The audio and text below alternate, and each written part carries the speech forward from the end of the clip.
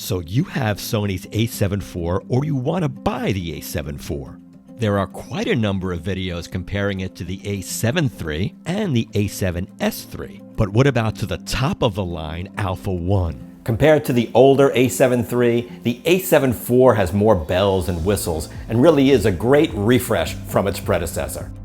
It's also more well-rounded than the A7S III, which is a video camera first and a photo camera second because of its small 12-megapixel sensor.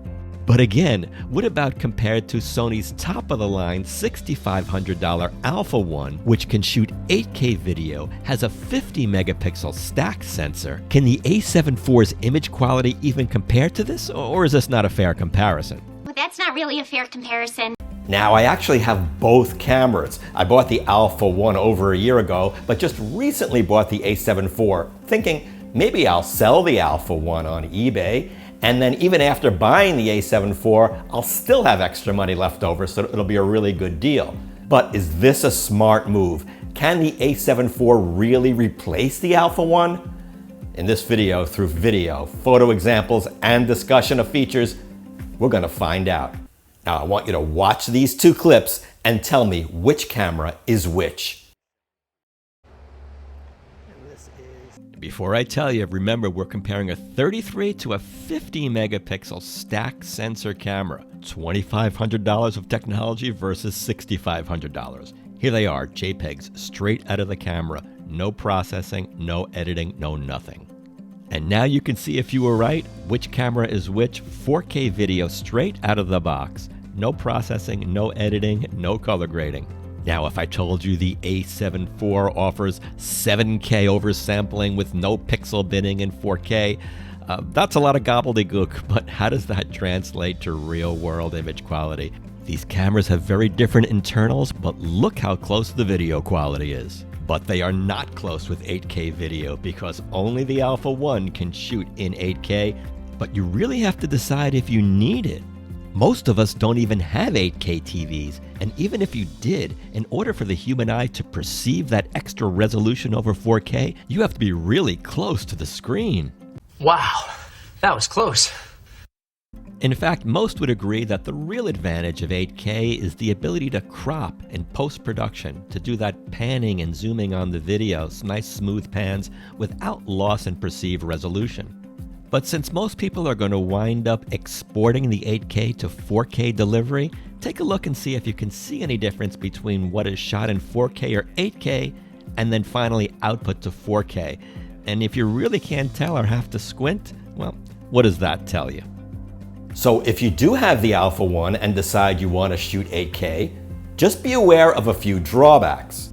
Boy, does it eat up storage space quickly, and you're going to need a supercharged computer like one of those M1 Max. So with the Alpha One, when you shoot 8K video, it uses the entire sensor width. So that means you can't use crop mode when shooting 8K. So yes, you can crop in post in 8K, but while shooting, you can't crop in camera. So to me, that's kind of like a wash.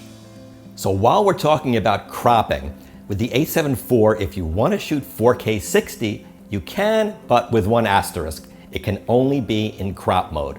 That's considered one of the biggest drawbacks of the A7 IV, and it was a compromise from going from a 24 to a 33 megapixel sensor. So let's just make sure that the A7 IV's 4K 60 looks as good as the Alpha One, because the A7 IV needs to crop in order to do 4K 60. Comparing them side by side at the same focal length, since the A7 IV does not pixel bin even in 4K 60, they both look great. The A7 IV cannot do the 4K 120 that the Alpha One and A7S III can do, so you'll have to do your slow motion in post. But the A7 IV still has most of the codecs of the Alpha One, the H.264, the H.265, and even intraframe. Both cameras can shoot up to 10-bit 30 frames per second with S-Cinetone and S-Log3. One of the advantages of a stacked sensor, which the A1 has, is in the area of rolling shutter. And you can see that with camera movement and vertical lines. You see how the lines here stay straight, but with the A7 IV with camera movement, they start to bend and have a bit of a jello effect. While we're talking about camera movement, let's look at stabilization. Both claim 5.5 stops of image stabilization, but let's compare them side by side to see if one of them has an advantage over the other. Incidentally, this scene was shot at 200mm with a Tamron lens, which does not have image stabilization. So if you have a lens with OIS, the stabilization should even be better than this. And comparing them, wow, I don't even see a difference. But you are right, there is no difference at all. We're going to continue in a second, but do me a quick favor. If you're getting something out of this video, if you're learning something, please hit that like button and do subscribe. It really does help support the channel. We are growing and allows future videos to be released. Event videographers will want to know how these cameras compare in low light. They do have different pixel counts in the sensors after all. So I'm doing this test in a very dark room. As you can see, this is shot with an iPhone 11 Pro. Both cameras are going to be side by side, and then I will adjust the ISO values for each camera, and you can make a comparison for yourself to see how they look. This scene is probably too dark for ISO 3200, but let's use that as a starting point for both cameras. Now moving up to 6400, you can see they both look pretty clean. Try to pay attention to the white wall and to the darker areas of the picture where you're going to see some grain pick up. 20,000 now, we're starting to push the ISO, and take a look at the difference between the two cameras. At 25,600, we're pretty much at the limit for the Alpha One. Comparing them side by side, I was kind of surprised again how close these cameras are. The A7 IV gives you the ability to really push the ISO beyond the 25,600 up to 64,000. Here it is at 80,000 and 102,000. I don't know how useful it is, but you can do it. How much of an advantage is that 50 megapixel sensor on the Alpha One for cropping into photos? So to test the cropping, we are going to use the same lens on both the A7 IV and the Alpha One, take a shot down at street level, and then crop and compare. Although we have slightly different framing with the A7 IV versus the Alpha One, we can still get an idea. Both pictures look nice and sharp and clear. Doing a modest crop here on the A1, most of the resolution is held, it still looks good, and the A7 IV looks good as well. Now going back to the A1 crop, let's dig in and pixel peep and zoom in 4 times at 400% into the crop to see the loss in quality. And we'll do the same thing with the A7 IV here at 400%. Now cropping into the photo a little tighter with the A1, this is how it looks, and the same perspective with the A7 IV. Now again, let's crop into that crop to see the real issues. Here it is with the A1, and you can see it's considerably fuzzier with the A7 IV. But when you don't pixel peep, it's kind of hard to tell the difference in quality between the cropped images. Both hold up fairly well. When you switch these cameras into crop mode, you'll have an effective 14 megapixel resolution on the A7 IV versus 22 on the Alpha One. The autofocus system in the Alpha One is first class. It really is highly rated with real-time tracking.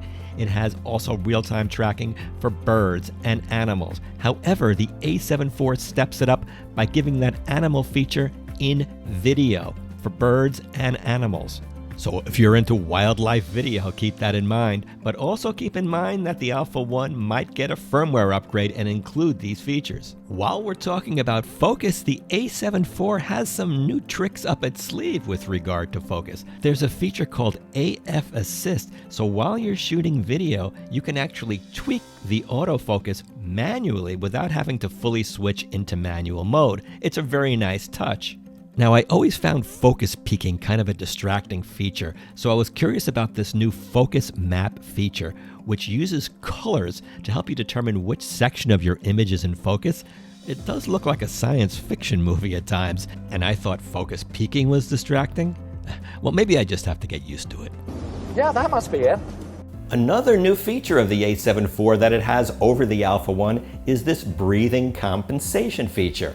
So a lens breathes when you're shooting video and then focusing it, and then the field of view unintentionally changes. So this feature tries to correct for that. The Alpha One's 30 frames per second burst mode is very impressive. The A7 IV only can do 10, so if you're a sports photographer, keep that in mind. Okay, let's get physical now and talk about some of the physical differences between the two cameras and how it can affect your shooting life. Fortunately, both cameras have the new updated Sony menu system. But what really encouraged me to get the A7 IV was this. No, I know there's a lot of debate about the usefulness of these screens, and I'm not a vlogger, but when I do these YouTube videos, I have my camera on a tripod and I just want to be able to see if I'm framed properly. And without a flip-out screen, when I use the Alpha One, I have to hook up the camera either to an external monitor or use a buggy app, and I'd like to be able to have a screen.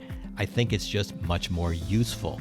Having a flip-out screen allows you to flip it in to protect it when you're not using the camera, and actually having the screen exposed on the Alpha One kind of makes me nervous of something happening, scratching it. I mean, it's being shuffled in and out of the bag sometimes, and I'm not always the most careful person, so I always have a screen protector on the Alpha One just to be safe.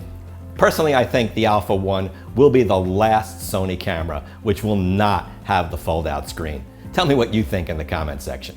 Now, both screens are 3 inches. The A1 has 1.4 million dots compared to the A7 IV's 1 million dots. I'll be honest, it's kind of hard for me to see those extra 400,000 dots. You're not looking hard enough. Another feature I really like is this photo video selector switch, which allows you to change modes instantly almost, compared to the A1, which you have to use this dial, unlock it, and definitely takes more time. The exposure compensation dial on the Alpha One was replaced by a general dial, which you can program to anything you want. The A7 IV moved the video record button up top in a nicer spot as opposed to the more awkward positioning on the back of the Alpha One. And you'll see the top left of the A7 IV has no dial as compared to the Alpha One. I know it sounds strange, but I just like the deeper shutter click on the A7 IV than the Alpha One. The Alpha One just sounds like kind of chintzy and like artificial. The A7 IV gives me more of that vintage old school shutter sound feedback. Oh, and I have to mention, I wouldn't have even considered the A7 IV if it didn't have the new Sony feature which protects the sensor when you turn the camera off. That is a really valuable feature.